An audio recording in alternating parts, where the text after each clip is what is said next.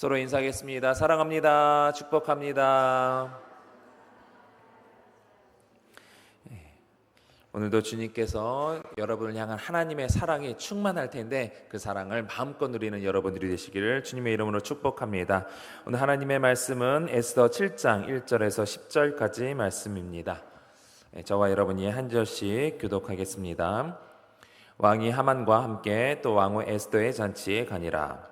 왕이 이 둘째 날 잔치에 술을 마실 때에 다시 에스더에게 물어 이르되 왕후 에스더여 그대의 소청이 무엇이냐 곧 허락하겠노라. 그대의 요구가 무엇이냐 곧 나라의 절반이라 할지라도 시행하겠노라. 왕후 에스더가 대답하여 이르되 왕이여 내가 만일 왕의 목전에서 은혜를 입었으면 왕이 좋게 여기시면 내 소청대로 내 생명을 내게 주시고 내 요구대로 내 민족을 내게 주소서. 나와 내 민족이 팔려서 죽음과 도륙함과 진멸함을 당하게 되었나이다.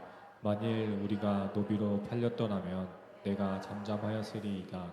그래도 대적이 왕의 손해를 보충하지 못하였으리이다 하니 아하수에로 왕이 왕후 에스더에게 말하여 이르되 감히 이런 일을 심중에 품은 자가 누구며 그가 어디 있느냐 하니 에스더가 이르되 대적과 원수는 이 악한 하만이니이다 하니 하만이 왕과 왕후 앞에서 두려워하거늘 왕이 노하여 일어나서 잔치 자리를 떠나 왕궁 후원으로 들어가니라.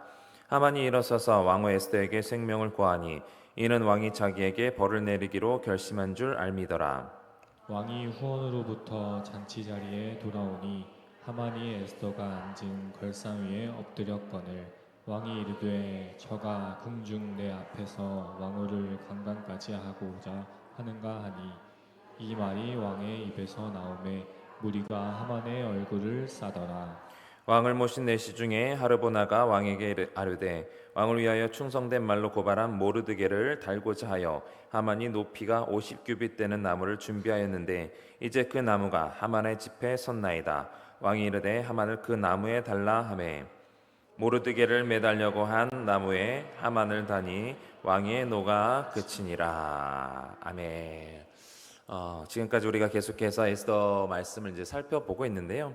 이제 에스더 6장에서 이제 하만이 기대했던 것과 달리 이 모르드게를 죽이려 했던 자신의 계획이 완전히 물거품이 되고 도리어 자신이 바라던 그 모든 로망을 이 모르드게에게 실현시켜 주는 것을 우리가 6장을 통해서 이제 보게 되면서 슬슬 이제 이 모든 사건에 있어서 절정이 이르렀고 또 하나님께서 이 모든 상황을 역전시켜 가는 것을 우리는 살펴보게 됩니다. 그러면서 이제 하만의 몰락이 시작되고 있는데 오늘 본문은 1절 보면은 에스더의 잔치에 예정되는 이제 왕과 하만이 참여를 하게 됩니다. 1절을 보게 되면 이제 잔치에 가니라 했을 때 이 잔치에 해당하는 이 원어를 직역을 하면요. 마시기 위해라는 뜻입니다. 잔치 그 의미로서 이제 잔치로 번역을 했는데 원래의 원어를 보게 되면 마시기 위해라는 뜻으로 번역을 할 수가 있습니다.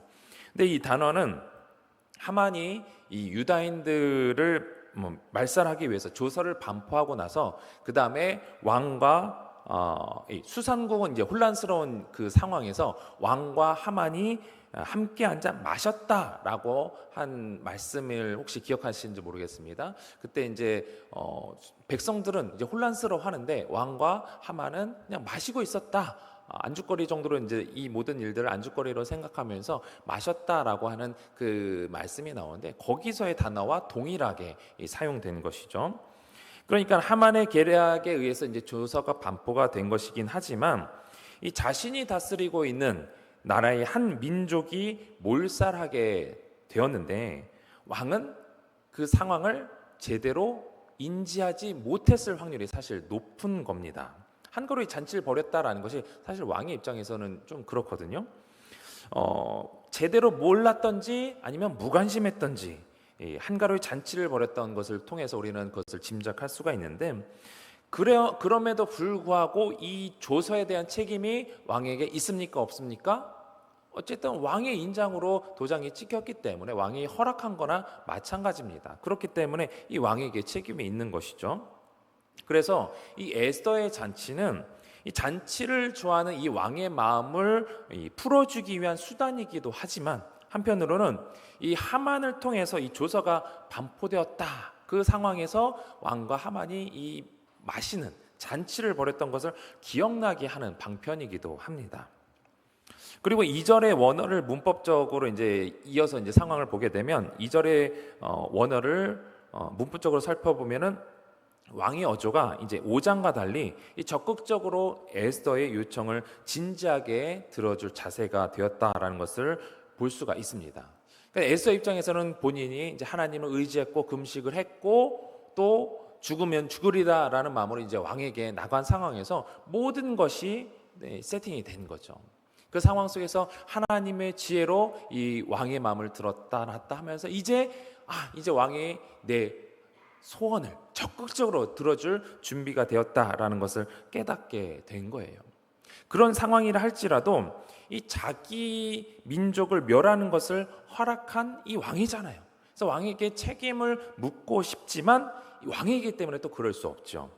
그래서 아무리 자신의 소원을 들어준다고 한 왕이라고 하지만 이 왕의 심기를 건들지 않는 차원에서 또 왕의 과오를 만회할 수 있도록 에스더는 정말 조심스럽게 요청을 하는 겁니다. 이런 면에 있어서 우리는 에스더가 지혜로운 여인이다라고 평가를 하는 거예요.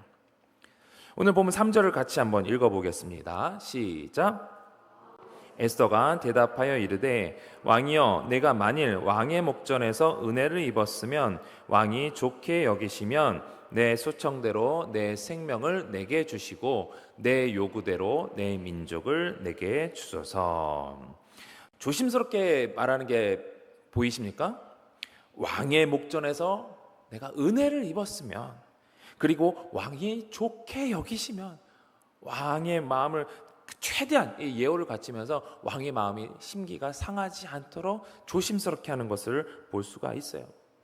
이 왕의 성격에 대해서 제가 이제 말씀드리지 않았습니까? 성급하고 또 어디로 튈지 모르는 그런 왕이었기 때문에 이 왕의 마음이 어떻게 바뀔지 조심스럽게 얘기를 꺼내는 거예요. 그래서 최대한 이 왕의 관용을 이끌어내야 하기 때문에 에스더는 조심스럽게 얘기하면서 말합니다. 내 생명을, 내 민족을 구해 주십시오.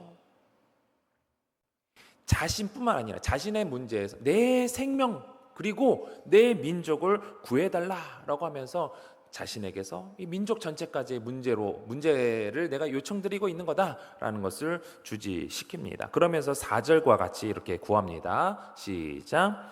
나와 내 민족이 팔려서 죽임과 도륙함과 진멸함을 당하게 되었나이다.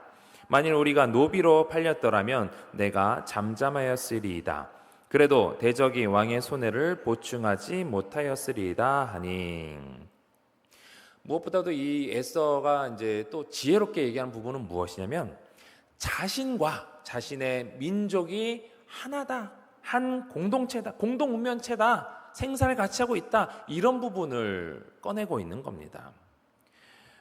그녀의 민족을 죽인다라는 것은 나를 죽이는 것과 똑같다라는 것이죠. 왜냐하면 이 지금까지의 상황을 봤을 때 왕후 에스더를 아끼는 것은 분명하죠.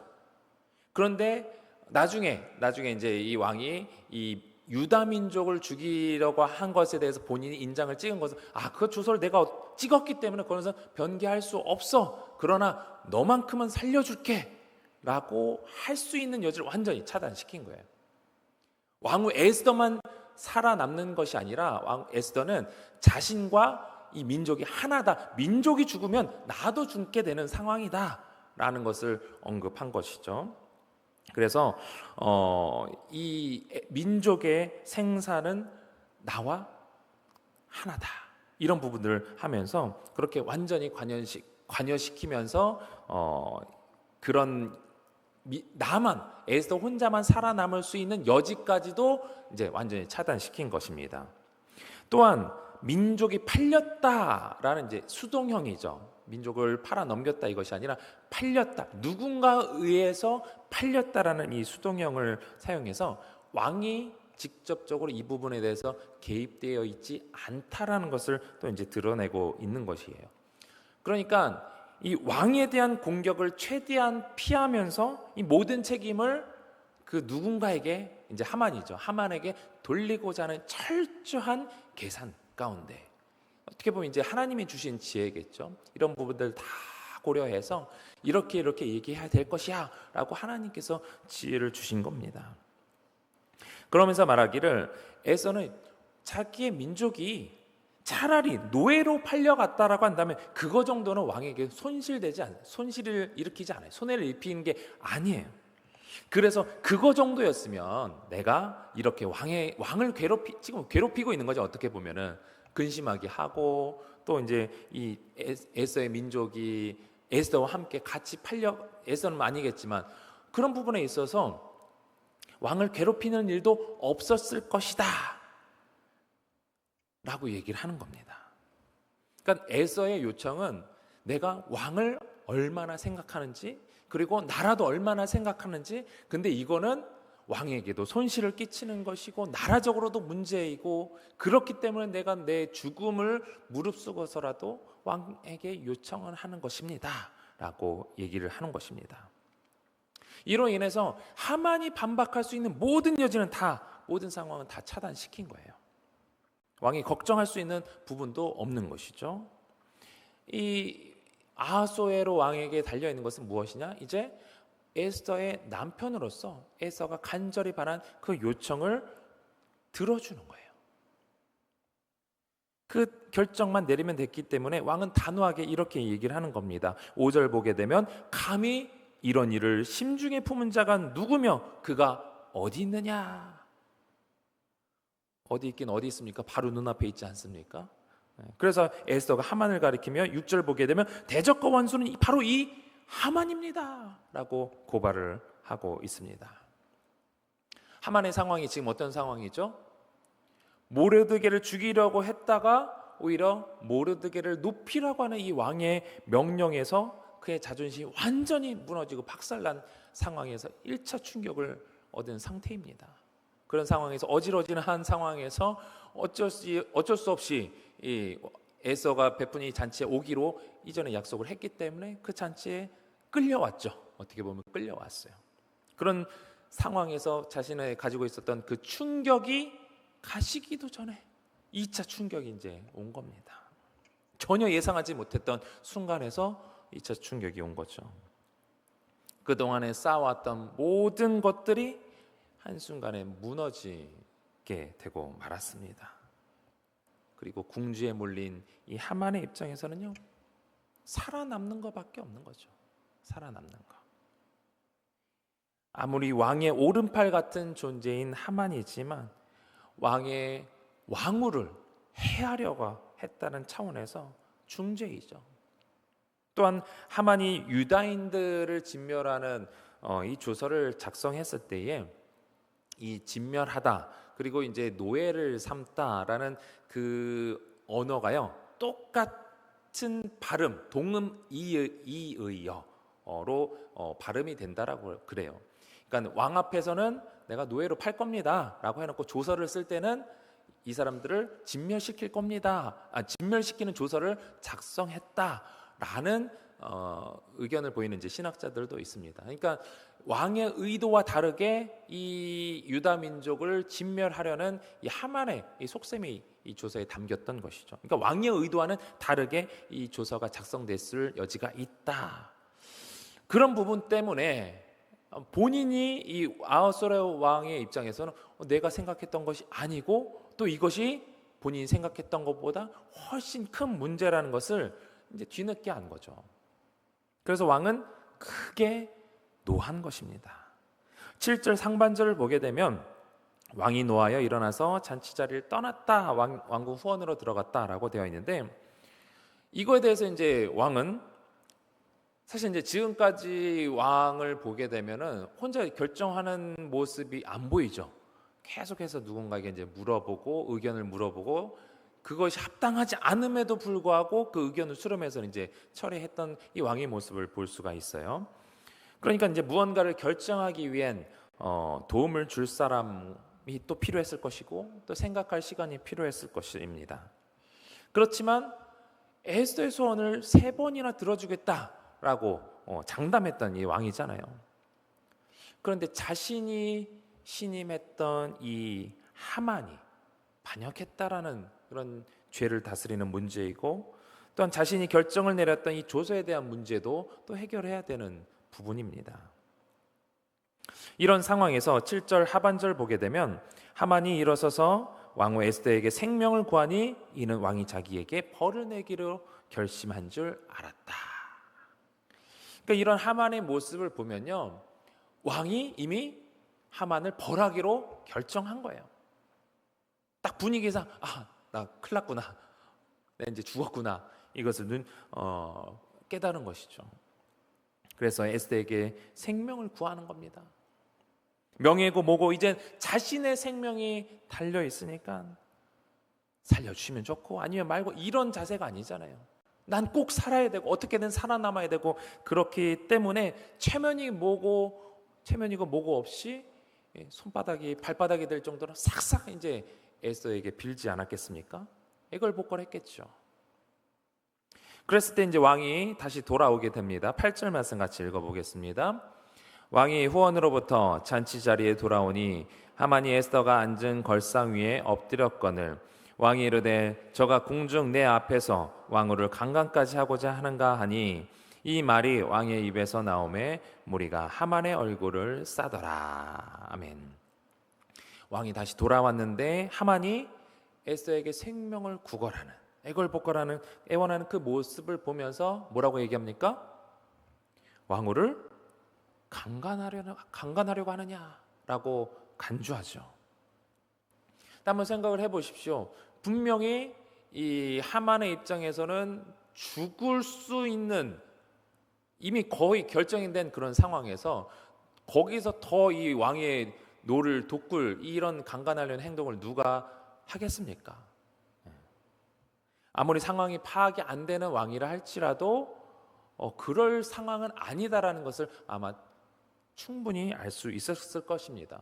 그렇기 때문에 여기서 이 왕이 하만을 그렇게 오해했다라는 것은 사실 이해가 안 되는 대목이죠. 그래서 신학자들은 해석하기를 왕이 의도적으로 이 하만의 애걸하는 그 상황을, 그런 이제 딱 봤을 때 또 오해할 수 있는 여지가 분명히 있기 때문에 그런 상황을 이용해서 이 하만을 처벌한 것이다라고 말합니다.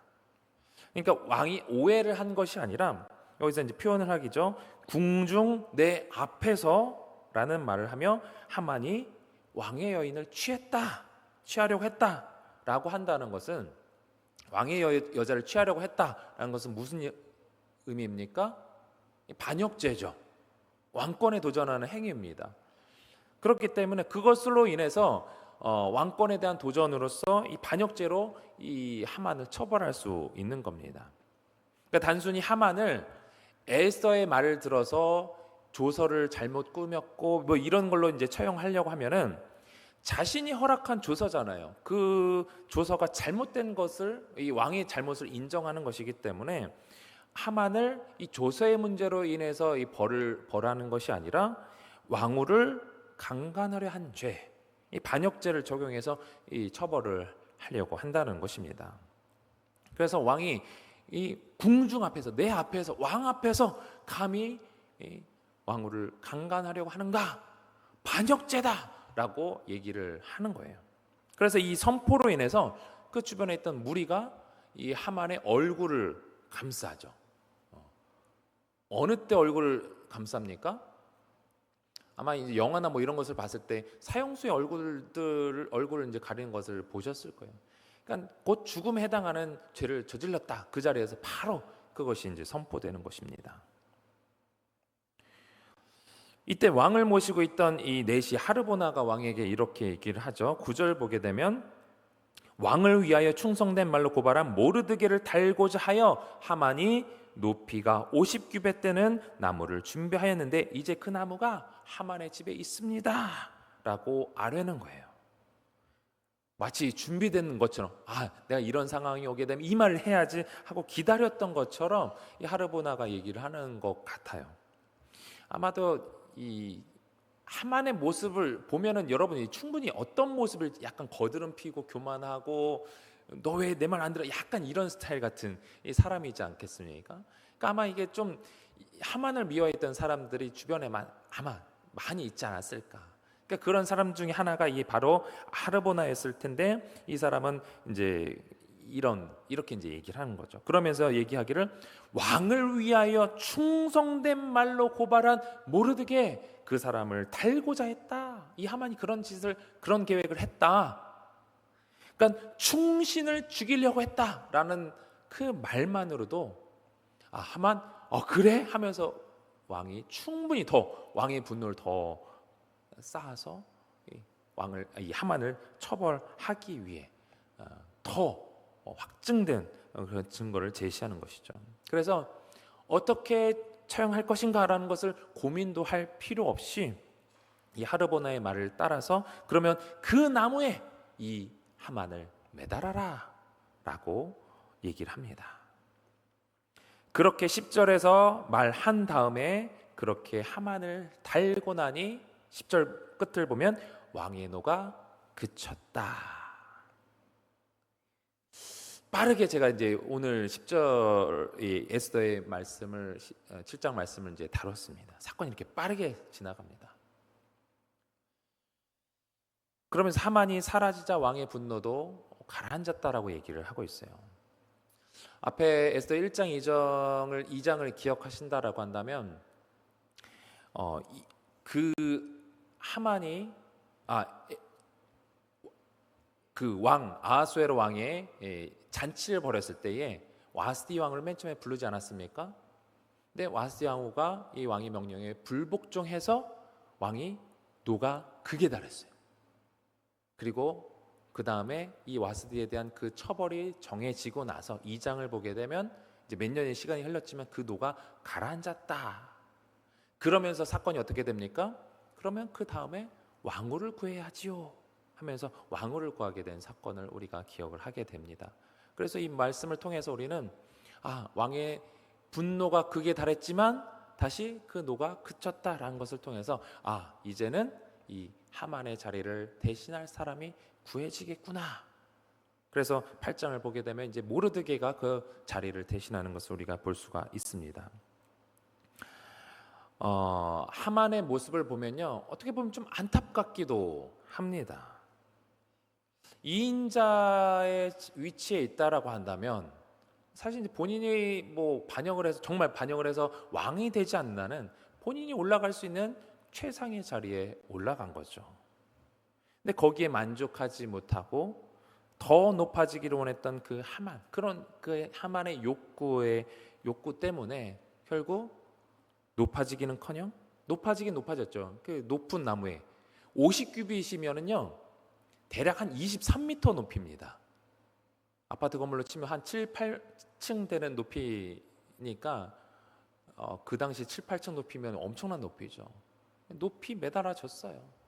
죽고 나서 본인의 의도와는 다르게 다른 차원의 높임을 받게 된 것이죠.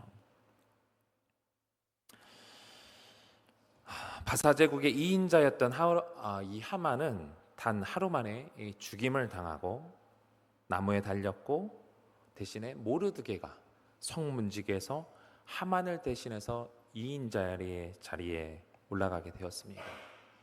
하나님께서 순식간에 역전시키신 것이죠. 하나님께서 하시지 않았다라고 한다면 모르드게 그 자리에 올라갈 수 없을 것이고 또 그 이후에 이제 다시 유다 민족이 살아나게 하는 살 수 있는 그 방법을 강구할 수도 없었을 것입니다. 모든 것 가운데 하나님의 역사가 있다라는 것을 우리는 이 모든 사건을 통해서 상황을 통해서 알 수가 있습니다. 에스더 7장에서 우리는 이 하만의 모습을 통해서 그의 교만과 또 욕심의 모습을 통해서 그 끝은 결국 파멸이다라는 것을 알게 됩니다. 하만은 자신의 권력에 취해서 모르드게를 죽이려고 했지만 오히려 그가 파놓은 함정에 스스로 빠져 비참한 최후를 맞게 되었고요. 이로써 모든 것을 가졌던 이 하만은요, 그가 소중히 여겼던 것들을 하나씩 하나씩 잃게 되었습니다. 먼저 6장에서는 그의 명예가 실추됐죠. 대신에 모르드게가 올라갔습니다. 그리고 7장에서는 그의 생명을 잃게 되었고요. 8장에서는 그의 모든 재산이 이 모르드게로 넘어갔습니다. 그리고 9장에 보면은 그의 자손들도 잃게 되는 것을 보고, 우리는 이 본문을 보게 되면서 우리 가운데 이런 하만과 같은 모습은 없는지 한번 살펴보기를 원합니다. 여러분들의 삶을 한번 돌이켜 보십시오. 어떤 분은 정말 힘들고 어려운 상황에 있는 분들도 있겠지만, 여기 계신 분들은 아마 대다수가 많은 것을 누리고 있을 겁니다. 하나씩 하나씩 따져보면 여러분들이 지금 이 자리에 있는 것 자체가 건강하다는 거잖아요. 그 누구보다도 내가 그 건강을 누리고 있습니다. 여러분 삼시세끼 다 잘 드시죠? 어떤 사람들은 한 끼도 먹기 힘든 분들도 있을 겁니다. 여러분들이 하고 싶은 것, 누리고 싶은 것 많이 누리고 있겠지만, 우리는 한편으로는 이게 뭘 많이 누리고 있다고, 저 사람은 일론 머스크는 몇십 조를 몇백 조를 이렇게 하고 있는데, 그러면서 펑펑 쓰고 있는데 다른 사람과 비교하면서 우리는 욕심 부릴 때가 있습니까, 없습니까? 내 외모를 비교하면서, 내가 가진 것을 비교하면서, 나의 어떤 형편을 비교하면서 내가 가진 것보다 내가 가지지 못한 것을 계속해서 욕심내고 또 그것을 취하려고 하다 보니까 결국엔 그 끝없는 욕심의 결국은요, 남을 해치려는 마음으로 발전할 수 있습니다. 아무리 내가 그렇게 하지 않으려고 해도 나의 욕심이 결국 나의 말 한마디로 상대방의 마음을 해칠 수가 있고요, 상대방의 어떤 그 환경을 해칠 수가 있는 것입니다. 결국 자신을 무너뜨리는 결과를 낳게 되는 것이죠. 오늘 말씀이 그 부분을, 우리의 어떤 내재된 모습의 일부를 보여주고 있는 것입니다. 잠언 16장 18절은 이렇게 말씀합니다. 시작. 교만은 패망의 선봉이요 거만한 마음은 넘어짐의 앞잡이니라. 아멘. 오늘 하만을 보면서 우리 가운데 있는 이 교만을 버릴 수 있기를 바랍니다. 예수님은 그 누구보다도 낮아지셨잖아요. 그 예수님의 겸손을 본받으라고 말씀하고 있지 않습니까? 우리는 그리스도인입니다. 그리스도인은 예수님의 발자취를 따라가는 사람들이에요.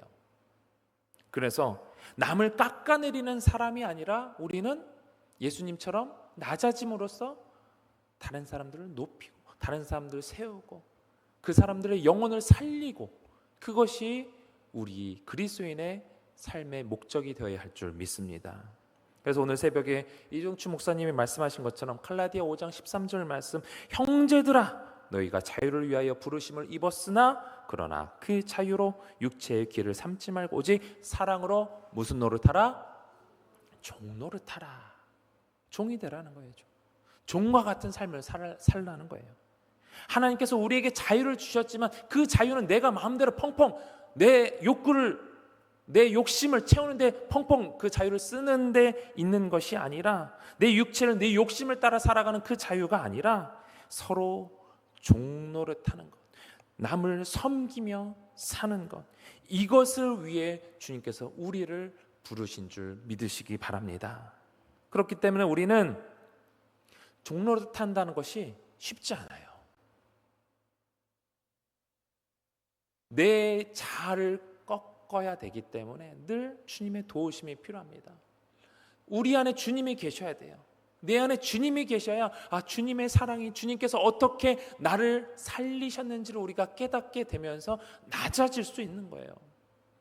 단순히 주님의 십자가 때문에 내가 구원받았습니다, 아멘, 그러한 삶은요 그냥 내 마음대로 살아도 된다라는 생각을 하게 만들지만 우리는 주님의 그 십자가가 무엇을 의미하는지, 어떻게 낮아셨는지 우리는 예수님의 그 공생의 삶을 기억할 필요가 있습니다. 그 은혜를 기억할 때에 주님께서 나를 살리신 그 구원의 은혜, 나에게 사단의 종이 아니라 주님의 종으로서 살아가게 하신 그 자유, 그 자유를 내 맘대로 쓸 것이 아니라 주님 뜻대로 주님의 뜻을 구하며 주님의 지혜를 구하며 살아가는 것, 그것이 우리 그리스도인의 목적이 되어야 한다는 것입니다. 그래서 에스더 6장 7장을 보게 되면 하만의 모습과 대조적으로 이 에스더의 지혜가 돋보입니다. 에스더의 지혜는 무엇입니까? 어떤 굴한 상황에서도, 그 민족이 죽게 될 수밖에 없는 그런 상황에서도 하나님께서 우리 민족을 지켜 주실 것이라는 그 믿음, 악한 자들은 반드시 처벌하실 것이라는 그 믿음 가운데 에서가 서 있는 거예요. 상대적으로 하만의 모습은요, 그가 현재 누리고 있는 어떤 명예와 권력 그리고 부로 인해서 우리가 봤을 때, 제3자가 봤을 때, 앞으로도 탄탄대로를 걷겠지, 그런 것처럼 보이지만 우리는 그리스도인은 당장 눈앞에 있는 사건들로, 상황으로 하루하루 우리가 연연해 일희일비하는 것이 아니라 어떤 가치관이 우리를 채우고 있는지를 우리는 분명히 해야 될 것입니다. 무엇을 추구하며 살아야 할지. 그래서 잠언 14장 12절은 이렇게 말씀하지요. 어떤 길은 사람이 보기에 바르지만 필경은 사망의 길이다.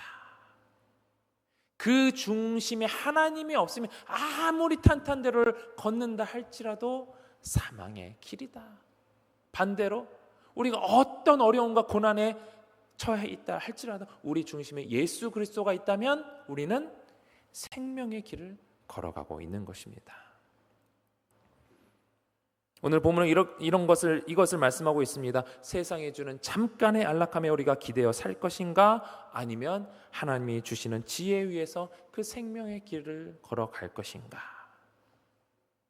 어느 것을 선택하느냐에 따라서 우리의 삶은 하나님의 때에 순식간에 역전될 수 있음을 기억해야 될 것입니다. 한 치 앞만 우리가 바라보는 것이 아니라 현재 상황이 아무리 불리해 보여도 하나님의 지혜를 구한다라고 한다면 하나님께서는 우리에게 진정한 승리의 기쁨을 주실 줄 믿으시기 바랍니다. 이 말씀 우리가 함께 나눴으면 좋겠습니다. 잠언 27장 1절입니다. 시작. 너는 내일 일을 자랑하지 말라. 하루 동안에 무슨 일이 일어날는지 내가 알 수 없음이니라. 아멘. 이어서 우리 이사야 말씀도 함께 보겠습니다. 이사야. 네, 시작. 이는 내 생각이 너희의 생각과 다르며 내 길은 너희의 길과 다름이니라. 여호와의 말씀이니라. 이는 하늘이 땅보다 높음 같이 내 길은 너희의 길보다 높으며 내 생각은 너희의 생각보다 높음이니라. 아멘. 지금 여러분들이 가지고 있는 생각을 의지하지 마십시오. 내가 생각할 때 하나님 왜 나에게 이런 상황을 처하게 하셨습니까? 라고 생각하는 부분도 하나님께서는 하나님의 그 깊으신 높으신 뜻을 우리에게 향하고 계신 줄 믿으시기 바랍니다. 그래서 오직 하나님의 뜻을 구하며 주님의 뜻을 의지하며 우리를 구원하실 주님을 신뢰할 수 있는 여러분들이 되시길 바랍니다. 주님은 역전의 용사이십니다. 무엇보다 우리는 이미 예수 그리스도를 믿음으로 말미암아 승리한 줄 믿습니다. 마귀는 제 역전을 누리고 수시로 우리를 넘어뜨리려고 유혹을 하지만 주님께서 우리에게 허락하신 이 승리는 변할 수 없는 승리입니다. 오늘 하루도 또 앞으로도 우리에게 주신 그 영원한 승리를 누리며 승리자로서 또 겸손의 왕이신 예수님과 같이 남을 섬기며 하나님의 지혜를 구하는 삶을 살아갈 수 있기를 주님의 이름으로 축원합니다. 우리 주신 말씀 기억하면서 함께 기도할 때에 우리가 악인의 형통을 부러워하지 않았으면 좋겠습니다. 부족하고 궁핍해도 그 어떤 것과 타협하지 않는, 그래서 먼저 그의 나라와 그의 의를 구하는 그리스도인에게 합당한 삶을 살며 주님 주신 그 승리를 누리게 해달라고 기도하시고, 우리 담임 목사님 안식월 기간에 영육간의 강건함을 위해서 또 다음 세대를 위해서 기도해 주시고, 또 JDTS 46기가 개강을 했지만 아직까지 학생들을 모집하고 있습니다. 더 많은 또 예비된 영혼들이 준비되어 있을 수 있도록, 또 내일 개강하는 알파코스 52기 게스트들 모든 프로그램 통해서 믿음 안에서 우리 모든 성도들이 믿음 안에서 잘 성숙할 수 있게 해달라고 기도하시고, 또 교회 부흥을 위해서 또 둔천동 시대가 활짝 열리게 해달라고, 또 각자 가지고 오신 기도 제목을 놓고 우리 주님 3번 간절히 부르고 통성으로 기도하겠습니다. 주여